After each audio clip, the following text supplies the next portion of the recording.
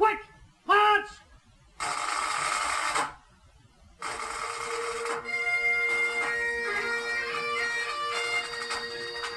This audio recording concerns the day that Mouse snuck the logging chain length into Digger's cannon. I'm Jack Lynch, also known as Cletus. I was there when it happened. That was spring of 1976 at Camp Howard. You know how it is to have worked on staff and to find that it moves on without you. Another session and you're not there. We all end up going to camp to visit. For me, it was to see Digger, Rhoda, and the staff that I knew. Mouse wasn't any different than that, except Mouse was a golden boy. He visited as often as he could get away, and that usually meant that he made it up to camp sometime late in the afternoon. This particular time, Mouse got on site right around the end of recreation time. I saw him, but I didn't get a chance to chat with him. I had gotten the cannon ready for flag ceremony and was busy in the boys' cabin area, the usual stuff that goes on between recreation and dinner. The call to assemble for flag went out, and everybody arrived shortly thereafter. They lined up. Digger was to the west on the edge of the parking lot, his usual position. Rhoda was near the center stage, in front of the first log for seating. The students and outdoor school staff filed in on the dirt road between the flagpole and dining hall. The cannon was up on the dining hall's elevation to the east, about 20 or 30 feet from the southeast corner of the dining hall. The flag crew entered. They were heading east from the shower facility, their double file. They stopped.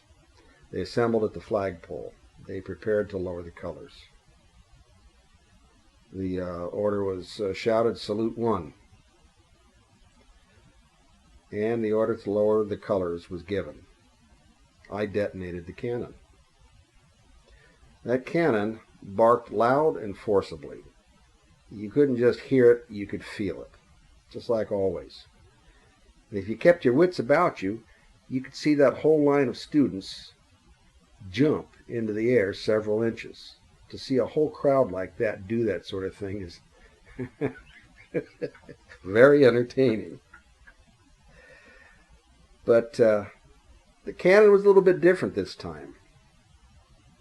It recoiled. The barrel tip went up into the air, 2 feet, maybe 30 inches, and the cannon jumped back a foot or two. Almost instantly, a sound came out from downrange. It was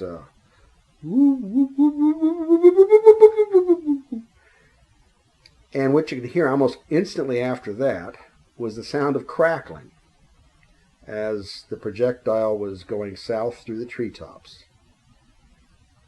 I waited a second, maybe less, and then slowly looked over my right shoulder at Digger.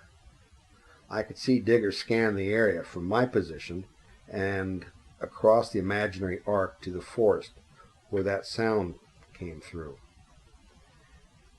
Then he rescanned each possible guilty party's face, looking for the guilt on the face, looking for the body language. I didn't spend a lot of time looking back at him. I didn't spend a lot of time avoiding his gaze either.